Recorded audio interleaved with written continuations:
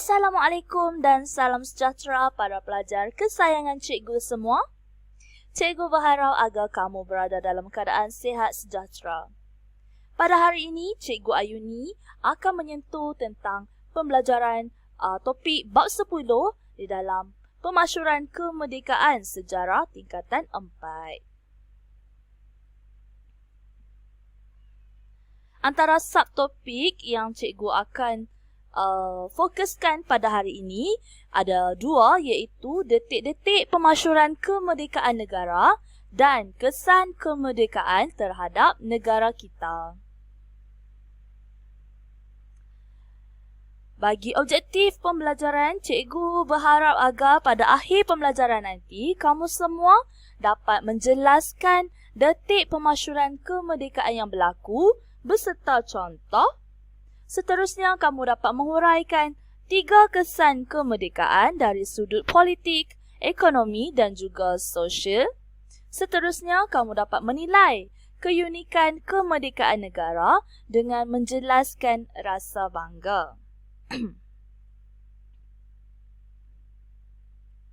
Baiklah, sekarang kita akan fokus terlebih dahulu kepada detik-detik pemasyuran kemerdekaan negara. Detik pemasyuran kemerdekaan negara merupakan sebuah upacara sambutan pemasyuran kemerdekaan negara yang bersejarah, yang begitu dinantikan oleh semua masyarakat nenek moyang kita dahulu setelah melalui perjalanan yang panjang dalam menuju sebuah kemerdekaan.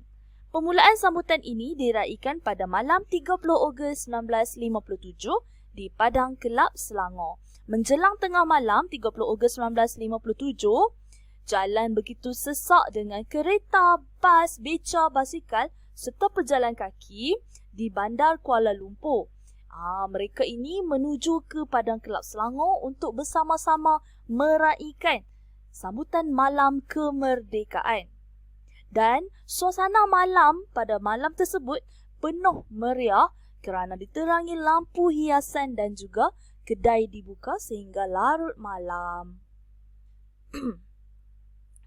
Sebelum cikgu sambung kepada kronologi sambutan kemerdekaan, cikgu akan memberikan kepada kamu, memberitahu kepada kamu bahawa di dalam subtopik ini ada 2 peristiwa penting yang perlu kamu lihat, iaitu di mana pada tanggal 30 Ogos 1957, malam 30 Ogos 1957 untuk menyambut sambutan kemerdekaan, dan tanggal 31 Ogos siang harinya di mana sambutan kemerdekaan diadakan. Okey, baiklah, bagi kronologi sambutan kemerdekaan, pada jam 10 malam, wakil Parti Perikatan berpakaian baju Melayu hitam diketuai oleh Sabdan Jubir mengambil tempat duduk. Pada jam 10.30 malam, 300 pemuda membentuk pembarisan kehormat diketuai oleh Ismail Bontak mengambil tempat di tengah padang menghadap Jalan Raya Menara Jam. Pada jam 11.58 malam, semua lampu di padang dipadamkan sehingga seluruh kawasan gelap gelita. Mari kita lihat kenapa ya lampu di padang dipadamkan. Jam 12 malam, betul-betul jam 12 malam, lampu dipasang semula apabila jam besar berbunyi ting 12 tengah malam, diikuti laungan merdeka oleh orang ramai.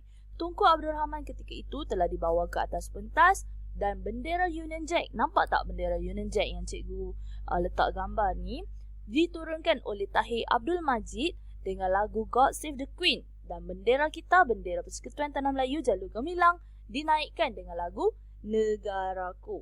Baiklah, sorakan merdeka dilaungkan sebanyak berapa kali?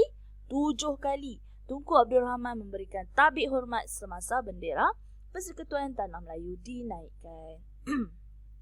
Seterusnya pada jam 12.10 tengah malam, Tunku Abdul Rahman memeriksa pembarisan perwakilan negeri dan mengambil tempat di atas pentas. Dan pasukan pemuda perikatan sebanyak 24 orang diketuai oleh Abdul Majid Osman membawa dulang berisi rantai emas yang tergantung padanya sebutir pingat emas lagi. Pingat berukir peta semenanjung dan gambar Tunku Abdul Rahman dalamnya. Tepinya pula ditulis Bapa Kemerdekaan Tanah Air. Rantai emas dikalungkan oleh Sadon Jubir ke leher beliau diikuti laungan Bapa Kemerdekaan Tanah Air sebanyak 3 kali. Okey, baiklah. Seterusnya pada jam 12.25 tengah malam, Tunku Abdul Rahman menyampaikan ucapan di atas pentas dan disaksikan oleh ribuan pengunjung. Okey, pada jam seterusnya 12.55 tengah malam, bacaan doa tidak dilupakan. Bacaan doa selamat dibacakan oleh Tuan Haji Mas'ud Hayati. Okey, sekarang ni kita melihat kepada peristiwa bersejarah di Stadium Merdeka, di mana ia bermula pada jam 8.15 pagi. Ketibaan Tunku Abdul Rahman, Raja Melayu yang di-Pertuan Agong Permaisuri Duchess of Gloucester, kedengaran bunyi nafiri setiap kali ketibaan pembesar. Duke of Gloucester memberikan ucapan dan menyerahkan surat perlembagaan serahan kuasa kepada Tunku Abdul Rahman, menandakan apa? Menandakan kita telah berdaulat, telah bebas daripada penjajah. Dan nafiri dimainkan dan Tunku Abdul Rahman membaca pemasyuran kemerdekaan bagi mengisytiharkan kemerdekaan. Dengan tangan di udara, beliau melaungkan Merdeka, Merdeka, Merdeka sebanyak 7 kali dan disahut oleh para hadirin. Laungan azan juga tidak dilupakan, dilaungkan oleh Ustaz Hasan Azhari. Bendera Persekutuan Tanah Melayu dinaikkan masa diiringi juga oleh lagu Negaraku. Sebanyak 101 das tembakan dilepaskan bagi menandakan Persekutuan Tanah Melayu, negara kita, telah menjadi sebuah negara yang merdeka dan berdaulat. Seterusnya pada jam 11 pagi, istiadat mengangkat sumpah yang di-Pertuan Agong diadakan di Balai Rong Seri Istana Negara, kemudian pelantikan jawatan Perdana Menteri, Ahli Jemaah Menteri, Hakim Besar serta Gubernur Pulau Pinang dan juga Melaka. Seterusnya pada jam 1.30 tengah hari, majlis jamuan di Residensi diadakan menandakan untuk mengucapkan selamat jalan kepada bekas Pesuruhjaya Tinggi British Sir Donald McGillivray. Dan pada akhir sekali, 5.25 petang, Sir Donald McGillivray dan isteri berlepas dari lapangan terbang Kuala Lumpur ke England. Beliau diberikan penghormatan dengan Permaidani Merah dan barisan kehormat oleh Batalion Keempat Askar Melayu.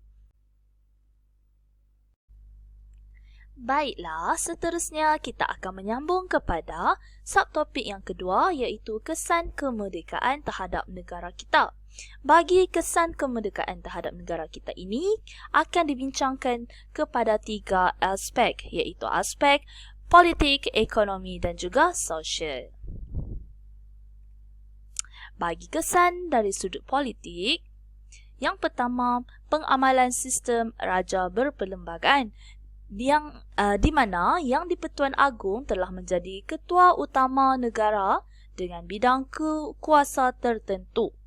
Seterusnya, demokrasi berparlimen ditubuhkan, di mana rakyat berkuasa memilih kerajaan dan pemerintah melalui pilihan raya.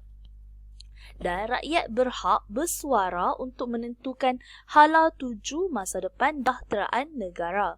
Parlimen berkuasa menggubal undang-undang pada peringkat persekutuan dan Dewan Perundangan Negeri berkuasa menggubal undang-undang bagi peringkat negeri.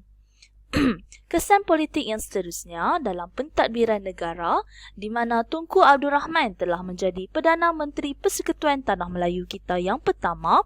Beliau telah mengekalkan ahli kabinet dan melantik Datuk Abdul Razak Husin sebagai Timbalan Perdana Menteri. Dan Menteri Luar Persekutuan Tanah Melayu yang pertama disandang oleh beliau sendiri, iaitu Tunku Abdul Rahman, menandakan kebebasan negara dalam menjalankan dasar luar negara. Seterusnya di dalam cabaran kerajaan persekutuan, di mana kesan yang dapat dilihat, Tunku Abdul Rahman dan Datuk Abdul Razak Husin merupakan antara golongan yang terpenting dalam melaksanakan pergantian secara berperingkat bagi menggantikan pegawai Eropah kepada rakyat tempatan dalam kerajaan persekutuan. Seterusnya, kesan ekonomi. terdapat beberapa kesan ekonomi yang dapat kita lihat, iaitu yang pertama, rancangan Malaysia pertama pada tahun 1936 hingga tahun 1960 mula ditubuhkan. 1956 pada tahun 1956 hingga tahun 1960 ditubuhkan, di mana rancangan Malaysia pertama ini bertujuan untuk meningkatkan pertumbuhan ekonomi negara dengan tumpuan pada sektor luar bandar, dan kerajaan telah mempelbagaikan keluaran pertanian agar tidak hanya bergantung pada pengeluaran getah. Di samping ia dapat menambahkan peluang pekerjaan bagi mengurangkan kadar kemiskinan khususnya di luar bandar. Seterusnya, Lembaga Kemajuan Tanah Persekutuan Felda, iaitu telah ditubuhkan pada tahun 1956 bagi memajukan tanah baharu secara besar-besaran, dan keluarga dari kawasan luar bandar telah dipindahkan ke rancangan Tanah Felda untuk menanam getah atau kelapa sawit. Perumahan dan kemudahan asas disediakan untuk peneroka. Seterusnya, institusi kewangan tempatan, di mana Malay National Bank atau Bank Kebangsaan Melayu merupakan bank pertama khusus untuk Melayu, telah ditubuhkan di Klang Street, Kuala Lumpur oleh Ma'aruf Zakaria. Bank negara mula beroperasi pada tanggal 26 Februari 1959 bagi menggalakkan kestabilan kewangan. Terdapat juga Kuang Yi Bank ditubuhkan pada 1913 di Kuala Lumpur. Seterusnya, bagi kesan ekonomi dapat dilihat melalui pembangunan luar bandar, di mana Kementerian Pembangunan Luar Bandar diwujudkan pada 17 November 1959. Ia bertanggungjawab bagi membangunkan infrastruktur, sosial dan juga ekonomi luar bandar. Ini merupakan satu kesan pembangunan yang baiklah untuk masyarakat yang tinggal di luar bandar, di mana Majlis Pembangunan Luar Bandar telah ditubuhkan pada peringkat negeri kemudian daerah bagi merancang dan menyelaraskan pelaksanaan projek pembangunan. Keutamaan ini diberikan kepada penyediaan kemudahan asas bagi penduduk luar bandar, terutamanya di kawasan pedalaman kampung. Okey, seterusnya rancangan Buku Merah telah dilancarkan pada 25 Januari 1961.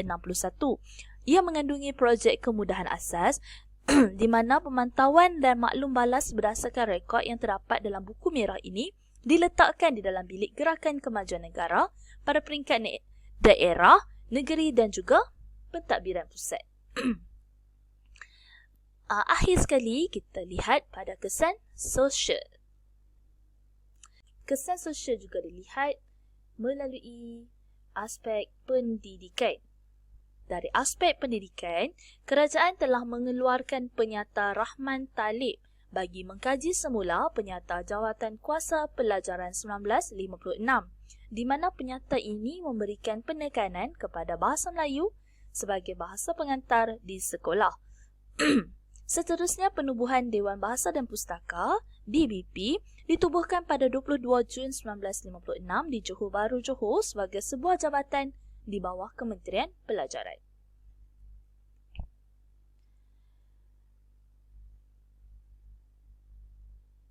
Untuk kesan sosial yang seterusnya, Jabatan Penerangan ditubuhkan, di mana Jabatan Penerangan ini bertujuan untuk menyampaikan maklumat tentang peristiwa di dalam dan luar negara. Hal ini selaras dengan fungsinya sebagai lidah rasmi kerajaan bagi menerangkan kepada rakyat berkaitan dengan falsafah, dasar dan wawasan negara, terutama menjelang kemerdekaan dan pada tahun-tahun awal negara merdeka. Bagi kesan sosial dari segi kesihatan, Pusat Kesihatan dan Hospital telah ditubuhkan untuk meningkatkan sosioekonomi penduduk di luar bandar. Ketika mencapai kemerdekaan, terdapat 65 hospital ditubuhkan. Kementerian Kesihatan berperanan bagi memulihkan isu sosial serta pembangunan masyarakat demi kesejahteraan rakyat. Akhir sekali, kita dapat lihat melalui kemudahan asas. Kemudahan asas seperti bekalan elektrik dan air bersih diutamakan demi keselesaan dan kesihatan para penduduk, terutamanya di kawasan luar bandar. Kemudahan ini meningkatkan taraf hidup selain merapatkan jurang antara penduduk luar bandar dan juga bandar.